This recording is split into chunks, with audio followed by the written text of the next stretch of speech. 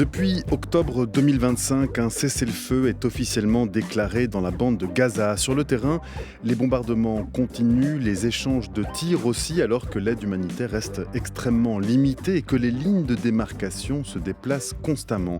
Il y a quelques jours encore, le Premier ministre israélien Benjamin Netanyahou a annoncé vouloir porter le contrôle israélien de Gaza de 60 à 70% du territoire.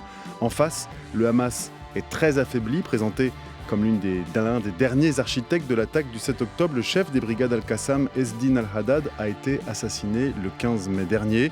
Le mouvement se recompose, mais il reste présent sur le territoire toujours plus restreint où vivent encore la majorité des Gazaouis. D'autres acteurs également sont apparus, des milices armées hostiles au Hamas, des clans qui prennent de la place dans l'aide et la médiation locale, et enfin le conseil de paix voulu par Donald Trump. Alors quelles sont les recompositions en cours dans la bande de Gaza? Que reste-t-il du Hamas? Qui sont les nouveaux acteurs politiques au sein de la population palestinienne de l'enclave? Qui gouverne Gaza? C'est la question que nous poserons ce soir à notre invité. Leïla Serra, bonsoir. Bonsoir. Merci d'avoir accepté notre invitation. Vous êtes politiste, chercheur au CAREP, le Centre arabe de recherche et d'études politiques de Paris. Vous aviez publié il y a quelques années Le Hamas et le monde aux éditions CNRS, Hamas dont vous êtes une des analystes, une des spécialistes. Merci encore d'avoir accepté notre invitation dans Question du soir.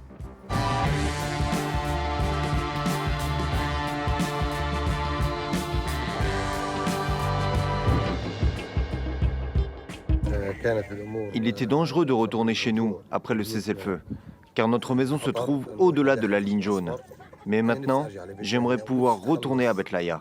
Si une nouvelle ligne de retrait est établie, je veux pouvoir rentrer chez moi, ne serait-ce que pour planter une tente devant les ruines de ma maison. La vie est extrêmement difficile ici pour pouvoir manger et s'approvisionner. C'est vrai que certains produits sont importés et sont même devenus moins chers, mais malgré tout, nous n'avons pas d'argent pour acheter quoi que ce soit. On n'a pas de travail et donc pas de revenus.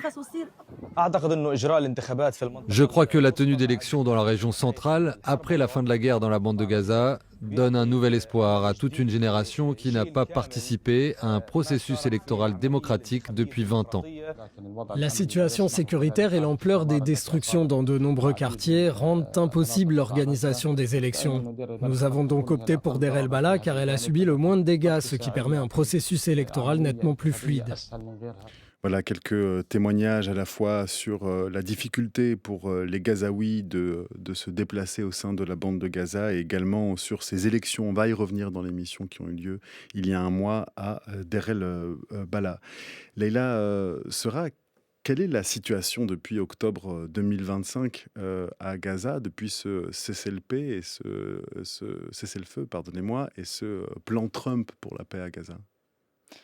Alors depuis 8 mois, depuis la concrétisation du plan Trump, on a une situation où, en fait, je pense que pour bien comprendre cette situation, il faut poser le bon diagnostic d'abord et comprendre comment on est arrivé au plan Trump. C'est-à-dire que Israël a connu beaucoup de difficultés militaires face au Hamas pendant les 2 ans qui ont suivi le 7 octobre.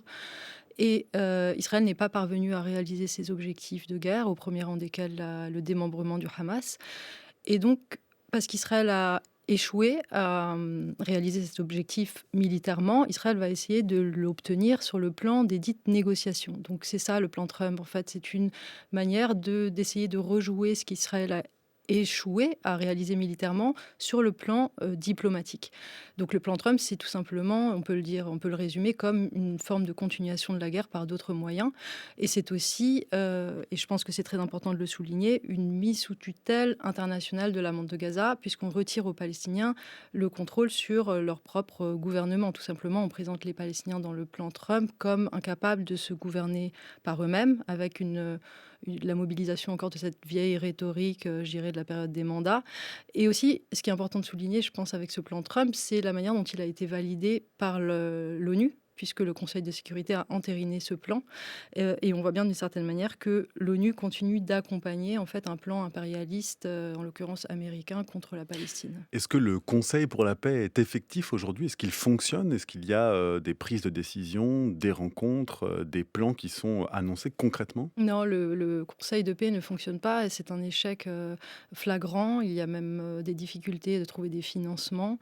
Il n'y a aucune prise de décision réelle qui a... En fait, il s'appelle Conseil de paix, mais tout simplement, alors les Palestiniens se sont rendus compte qu'ils n'avaient rien apporté sinon que la guerre et que Trump s'est présenté avec son plan, son fameux plan validé en octobre 2025 comme le garant de la paix, en tout cas celui qui a fait cesser les hostilités dans la bande de Gaza. En réalité, Trump continue la guerre, puisque Trump est celui qui mène actuellement la guerre sur d'autres fronts aux côtés d'Israël.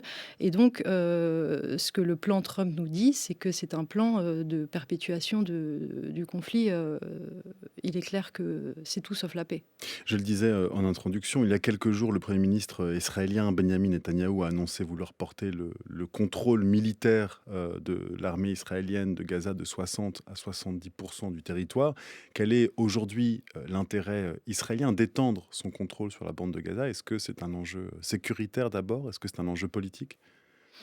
Alors oui, encore une fois, ce plan Trump a tracé la fameuse ligne jaune. Une ligne jaune qui était censée, d'après le plan, être une ligne temporaire, mais qui en réalité est une ligne permanente.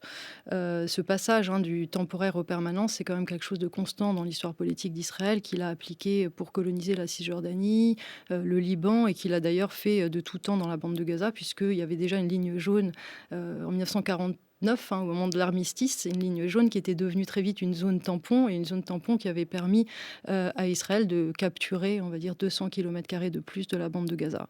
Donc ça, c'est, j'allais dire, une constante dans la politique israélienne. Et là, ce que ça permet de faire à Netanyahou, c'est en effet, sous prétexte sécuritaire, d'augmenter cette ligne qui sans cesse a été repoussée et qui est repoussée vers l'ouest depuis le mois d'octobre, pour exercer un contrôle permanent sur ces territoires et pour en changer à la fois la dimension politique, mais surtout démographique, puisque le spectre de la déportation des Palestiniens n'a pas disparu.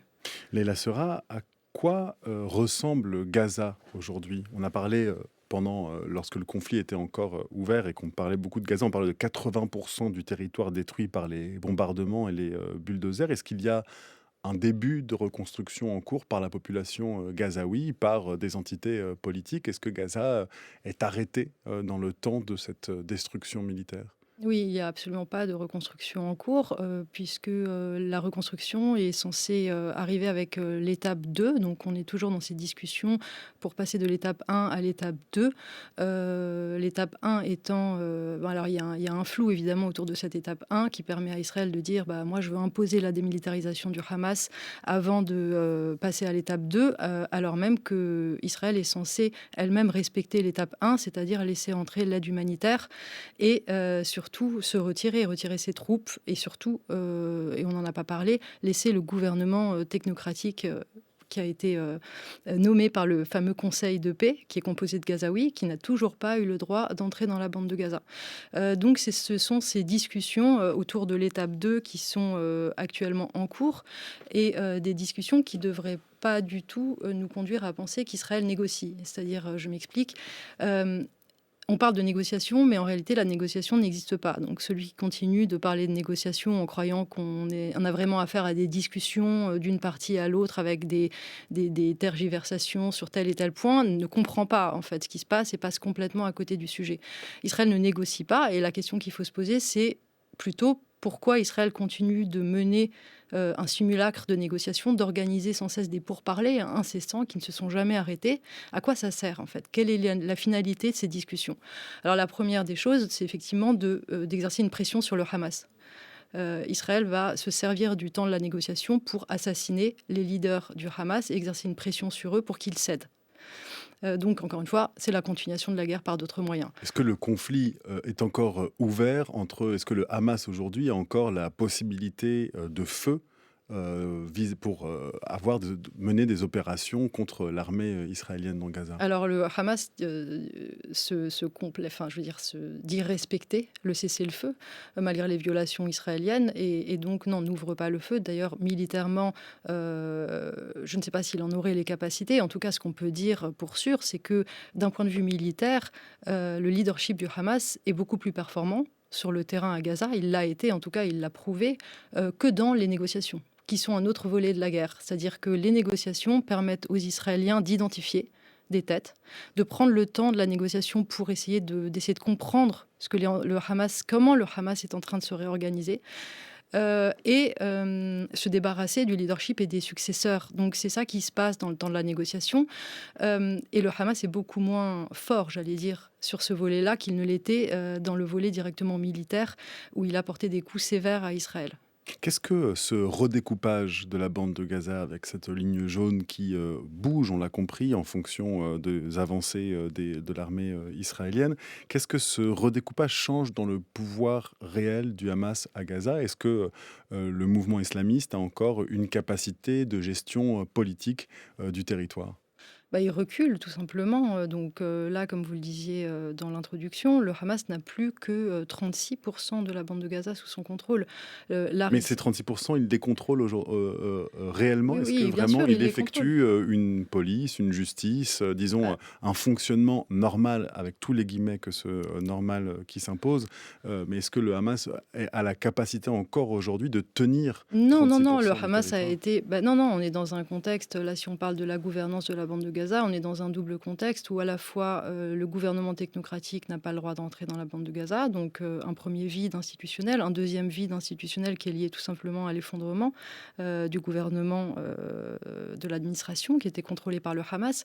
Et donc on a des formes j'allais dire, embryonnaires qui commencent à émerger, où des clans, des familles commencent à s'organiser pour essayer de combler ces vides. Donc effectivement, combler ces vides, notamment le vide humanitaire, puisqu'Israël vient d'interdire encore à 37 organisations de fournir l'aide humanitaire et d'entrer dans la bande de Gaza. Donc on essaye de prendre le relais pour fournir l'aide humanitaire. Aussi sur le plan judiciaire, vous avez raison, ces clans et ces familles essayent de s'organiser pour compenser le vide administratif, l'absence de tribunaux qui étaient précédemment gérés par le Hamas pour essayer d'établir une justice. Et donc on voit que ces formes embryonnaires, en tout cas, donnent complètement tort à l'idée selon laquelle les Palestiniens ne seraient pas capables de se gouverner par eux-mêmes. Mais qu'est-ce que ça veut dire, ces clans et ces familles? C'est des assemblées qui s'organisent, Oui, des AG par quartier, Oui, tout à fait. La bande de Gaza, il y a des grandes tribus et des familles qui sont connues. Donc, vous avez certains membres de ces tribus qui vont être choisis par Israël pour prendre la tête de milices, pour essayer d'organiser le chaos, j'allais dire, dans la bande de Gaza. Parce que ce qui intéresse les Israéliens à l'heure actuelle, c'est d'établir une politique de chaos. Donc, c'est l'administration du chaos. Donc, on a certains chefs de clan comme ça qui se font tout d'un coup, qui prennent les habits de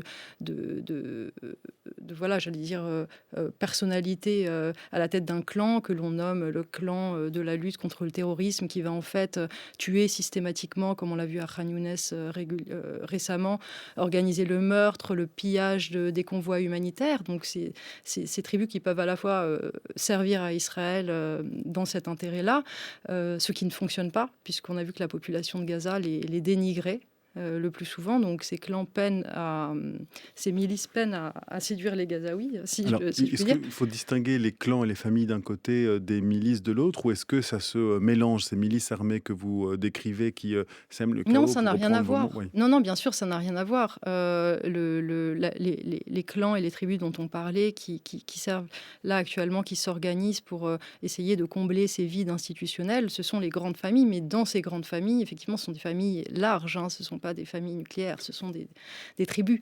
Et ça n'a absolument rien à voir. On a aussi une confusion parfois entre les collaborateurs et les milices, qui sont aussi deux phénomènes différents. Une milice est utilisée par Israël pour créer le chaos.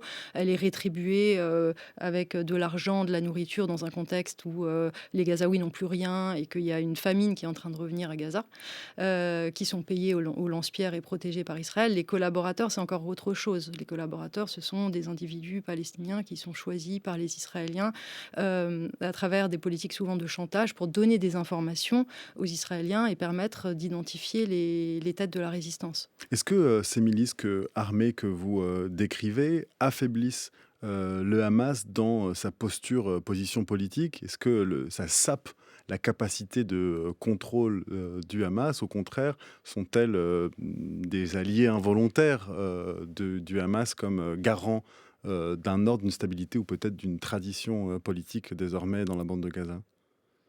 Alliés involontaires, non, pas du tout. En fait, ils servent pas les intérêts du Hamas. Mais si on voit que indirectement, ça permet au Hamas de se rétablir comme le garant de la sécurité, j'y verrai pas d'une manière automatique des alliés volontaires. Ça, c'est un biais qu'on a souvent quand on parle de la politique en Israël-Palestine, à croire que parce qu'un acteur politique va favorise dans le sens... un autre, oui. Voilà, ça, c'est à mon avis un biais dans lequel il ne faut pas tomber. Mais en l'occurrence, oui, en effet, c'est une politique qui ne fonctionne pas, en tout cas une stratégie israélienne qui peine à fonctionner, puisque les Israéliens, les Palestiniens, voient tout de suite ces personnes comme des collaborateurs, en tout cas, préfèrent rester fidèles au Hamas plutôt que d'aller dans le sens de ces miliciens. Clairement. Alors je le rappelle, vous avez publié il y a quelques années un livre, Le Hamas et le monde. Vous travaillez beaucoup sur ce mouvement islamiste. Quelle est aujourd'hui la position, la réalité du Hamas? Que reste-t-il du Hamas? Je le précise pour les auditrices, auditeurs qui peut-être ne le savent pas, la majorité des grands cadres du Hamas ont été tués au cours de ces 2 années et demie de conflit dans la bande de Gaza. Yahya Sinwar, qui était le chef du Hamas à Gaza, Mohamed Deif, le chef des brigades Ezzedine Al-Qassam, la branche militaire du Hamas, Mohamed Sinwar, frère du premier, également responsable, et je pourrais continuer la liste comme ça. Que reste-t-il du Hamas? Est-ce que le mouvement est totalement décapité aujourd'hui? Alors, sur le plan militaire, les personnes que vous avez citées ont été assassinées. Donc, la plupart des cadres qui ont organisé l'opération du 7 octobre ont été en effet assassinés.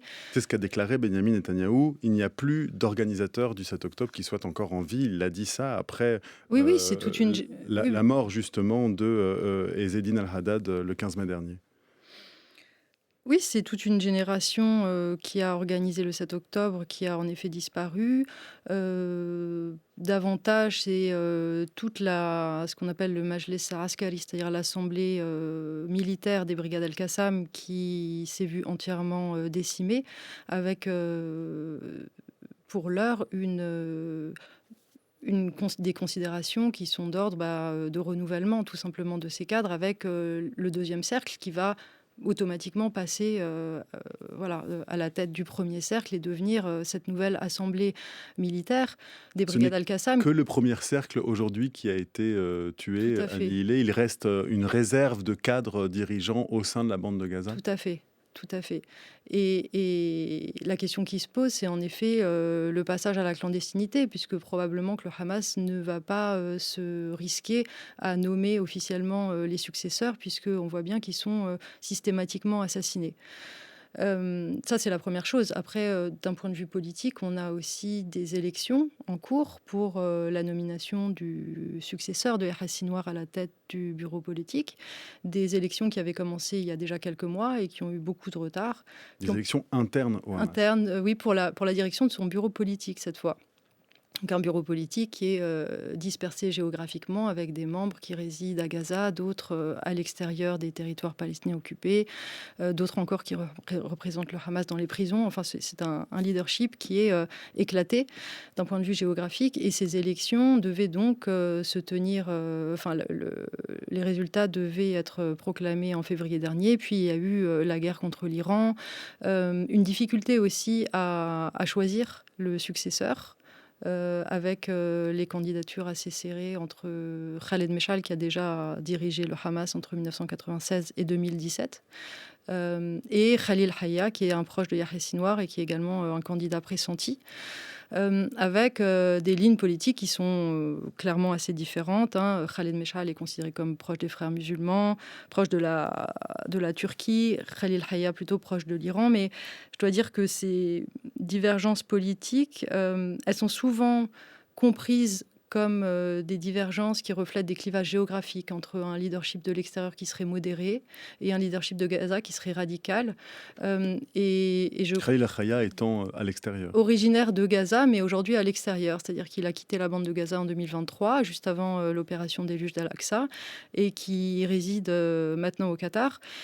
Et donc, ce qui est justement intéressant de souligner, c'est que ce leadership extérieur n'est plus constitué uniquement de profils de Palestiniens de la diaspora. C'est-à-dire que traditionnellement, ce leadership extérieur était beaucoup plus homogène d'un point de vue sociologique. Et Yahya Sinwar a fait en sorte que au moins 7 têtes dirigeantes de la bande de Gaza se déplacent au Qatar avant le 7 octobre pour que ce fameux leadership de l'extérieur qui allait rester, puisqu'il avait évidemment anticipé la destruction totale de la bande de Gaza et avait anticipé cette disproportion ou en fait un déséquilibre possible en demandant justement à ces 7 dirigeants de se rendre à l'extérieur, qui fassent désormais partie du leadership extérieur. Donc quand on parle du leadership extérieur aujourd'hui, il faut bien avoir en tête qu'il y a autant de leaders qui viennent de la bande de Gaza, originaires de la bande de Gaza, et qui ont quitté récemment la bande de Gaza, ce qui est important de le dire, c'est-à-dire qu'ils ont vécu toutes les dernières agressions contre Gaza, la guerre de 2012, la guerre de 2014, la guerre de 2008, l'épée de Jérusalem, tout ça, ils l'ont vécu de près. Ce sont des gens qui étaient donc vraiment collés au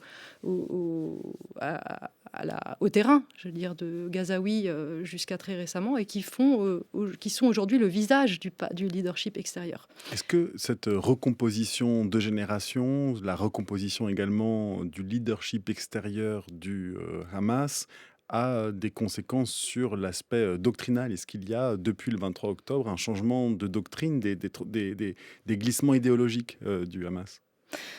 Non, alors le Hamas, c'est un mouvement, c'est un grand mouvement, c'est un mouvement de masse avec différentes tendances. Je disais tout à l'heure, Khaled Meshal, plutôt proche de la Turquie, Là, plutôt vous me proche parlez des de frères tendances musulmans. géopolitiques. Je me demandais, c'est une question Non, tout à fait justement, peut-être naïve, mais s'il y avait des tendances vraiment d'ordre doctrinal sur le fond de les objectifs à viser pour le mouvement islamiste aujourd'hui, après la destruction complète de la bande de Gaza, par il y a en exemple. effet à l'intérieur du Hamas beaucoup de discussions, beaucoup de courants et beaucoup de manières différentes de regarder la lutte.